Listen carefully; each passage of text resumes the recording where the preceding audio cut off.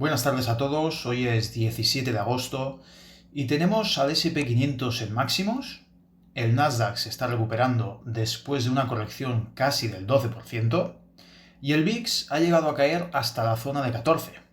Aparentemente el mercado está completamente tranquilo, pero creo que puede haber un problema.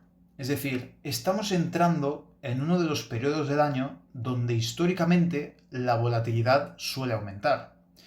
Y además, como ya sabemos, 2026 es un año de elecciones de medio mandato en Estados Unidos. Lo que quiero analizar hoy no es si el mercado va a caer hoy o mañana. La pregunta que me estoy haciendo es otra, y es que si lo que queda de agosto y todo septiembre u octubre, si aparece una corrección, ¿deberíamos preocuparnos o podría convertirse en una oportunidad para construir carteras y posiciones pensando en los próximos 6-12 meses? Como podemos ver, tenemos el VIX en pantalla y este año ya hemos tenido un episodio importante de estrés o volatilidad.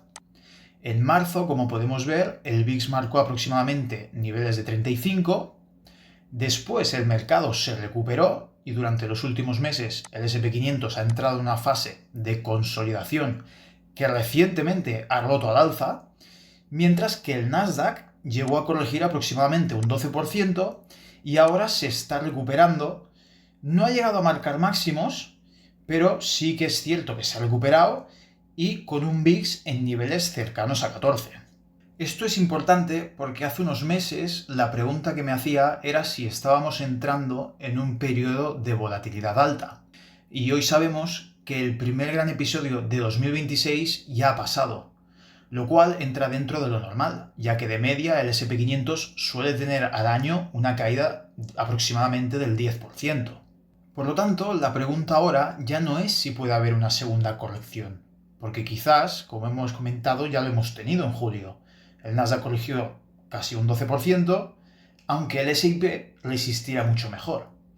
Entonces, la verdadera pregunta es si esa corrección ya fue el segundo ajuste del mercado o todavía queda una nueva fase de volatilidad por delante. Si nos fijamos en la estacionalidad histórica de la volatilidad del SP500, lo que podemos ver es que cuando la analizamos hay dos momentos del año donde de media la volatilidad tiende a aumentar. El primero, como vemos en pantalla, se encuentra alrededor de febrero y marzo, y el segundo aparece casi al final del verano y especialmente durante septiembre y octubre. Y aquí es donde 2026 resulta interesante. Ya hemos vivido el primer episodio precisamente en marzo y ahora en julio hemos podido ver el segundo. Pero es que ahora estamos entrando en la segunda ventana estacional de volatilidad.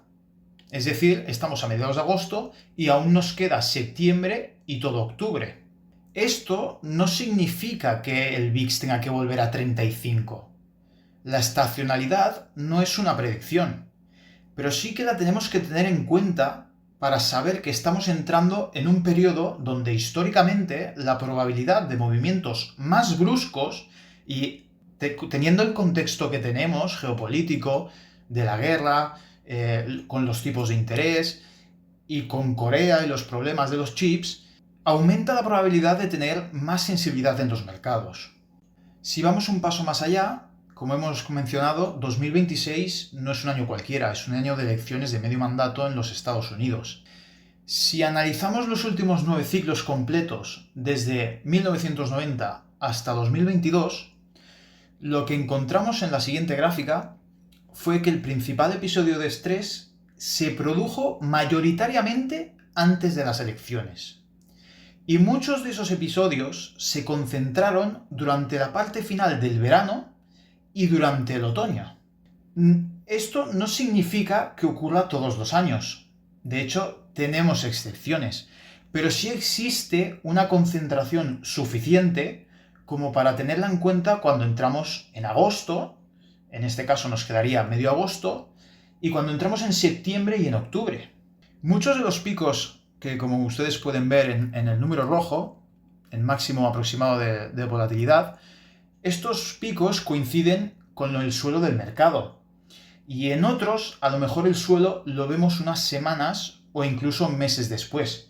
Esto lo pueden ver como por ejemplo en 2022, donde tenemos un pico de volatilidad de 38,9 en marzo de 2022, pero el suelo lo vemos en octubre, ya que si se fijan un poco más, verán que hay dos picos más o un pico más durante el año, y ese es el que no llega al pico anterior de marzo, pero ese es el que marca el suelo. Claro, como hemos visto en la tabla, a finales de verano, es decir, agosto, se suelen dar periodos correctivos en el mercado, principalmente en este tipo de años.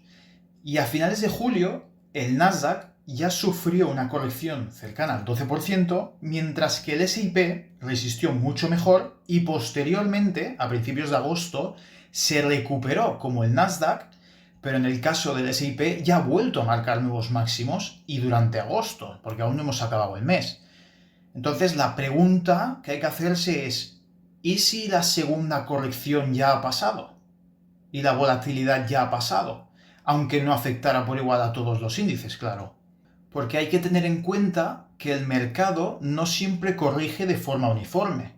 A veces el S&P puede caer junto al Nasdaq, pero otras veces podemos ver que la corrección se produce internamente en un sector, como puede ser en esta ocasión en el sector tecnológico del Nasdaq, específicamente en los chips, mientras que en otros índices, al no haber tanta concentración, pueden resistir mejor.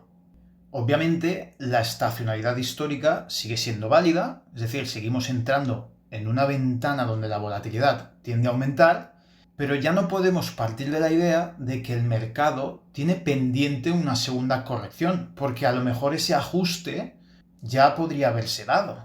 Y lo que tampoco podemos hacer, y teniendo un mercado muy sensible, es eliminar la posibilidad de tener una nueva corrección.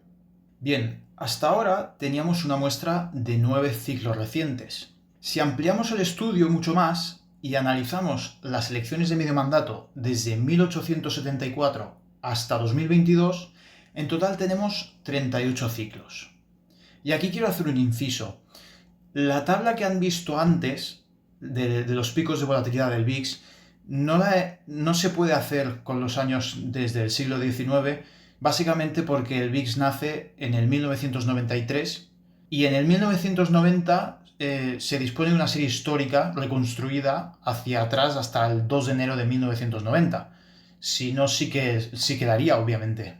Y para recopilar estos datos, lo que he utilizado ha sido TradingView, que por lo que he investigado, lo que hace es utilizar reconstrucciones históricas del mercado estadounidense enlazadas posteriormente con la serie del índice, ¿vale? Si nos basamos en esto, lo que tenemos es que de esos 38 ciclos, como pueden ver, 30 ofrecieron una rentabilidad positiva a un año vista. Eso supone aproximadamente un 79%. Y solo 8 años tuvieron una rentabilidad negativa. Además, quiero destacar otra estadística que me parece especialmente interesante, y es que, como pueden ver, desde 1942, si un inversor hubiera comprado el mercado estadounidense el día de las elecciones de medio mandato y hubiera mantenido esa posición hasta el 30 de junio del año siguiente, es decir, no llega al año, la rentabilidad media habría sido aproximadamente del 19%. Y lo más llamativo es que en esta muestra el mercado fue positivo en los 7 meses posteriores en todos los casos.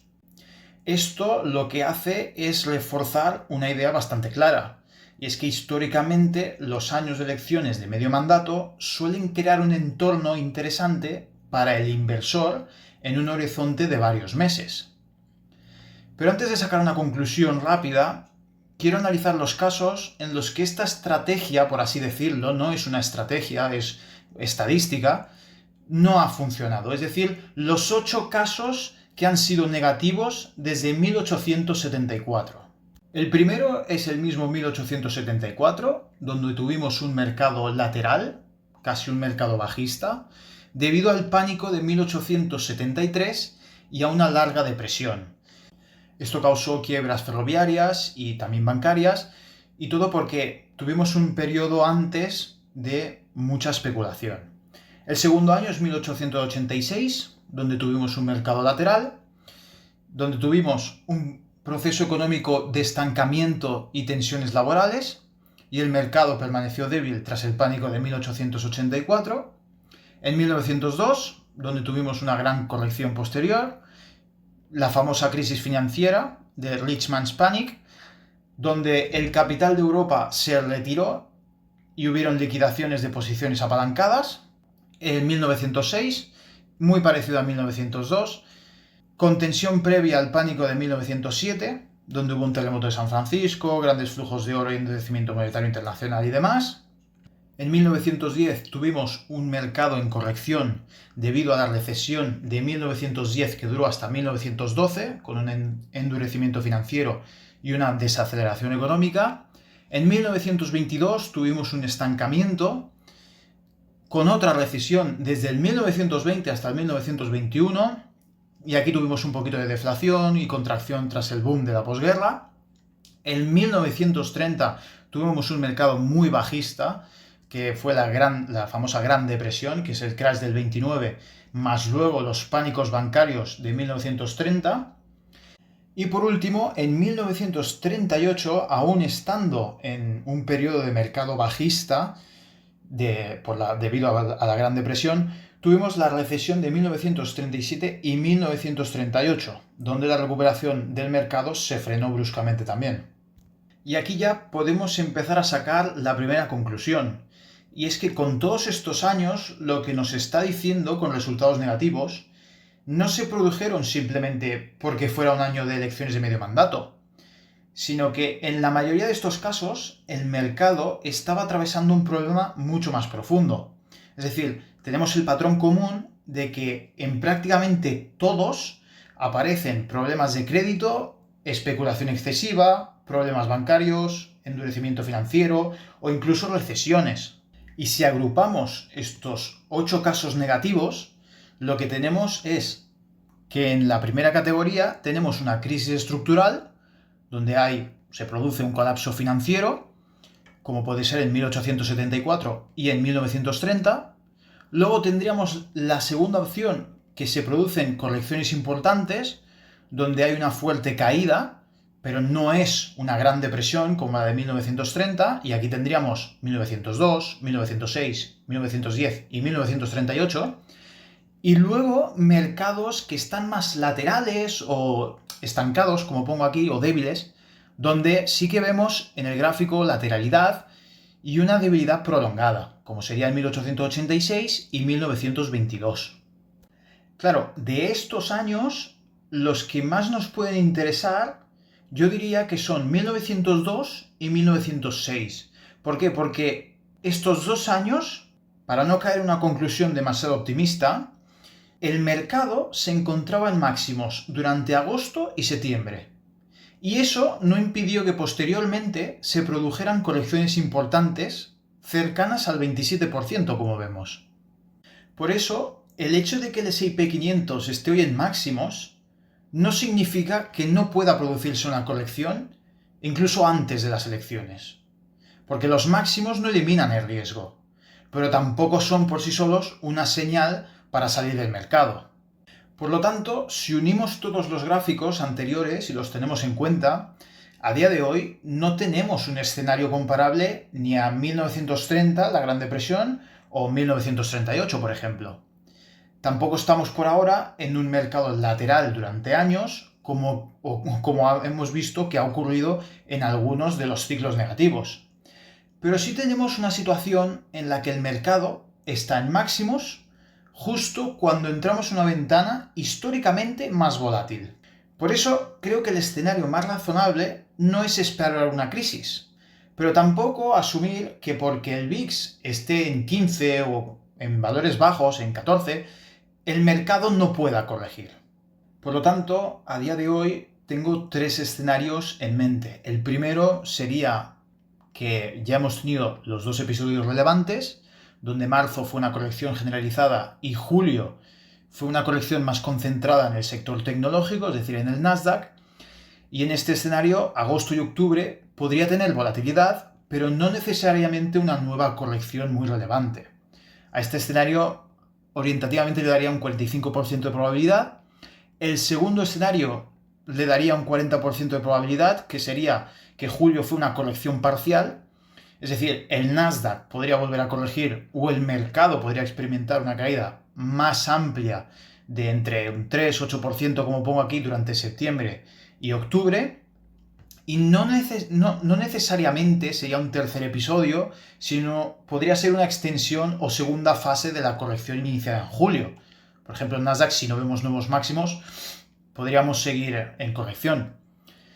Y por último, el último escenario, que es el que tiene menos probabilidad, de un 15% le doy, sería un nuevo episodio independiente de mucho estrés. Aquí sí que hablaríamos de una tercera fase con una caída superior al 10%, con una subida importante del VIX por el estrés, y a lo mejor el causante sería un catalizador macroeconómico, geopolítico, financiero, vete a saber. Este escenario es posible, pero con el VIX actualmente tan bajo y el mercado mostrando tanta fortaleza, por eso lo considero menos probable.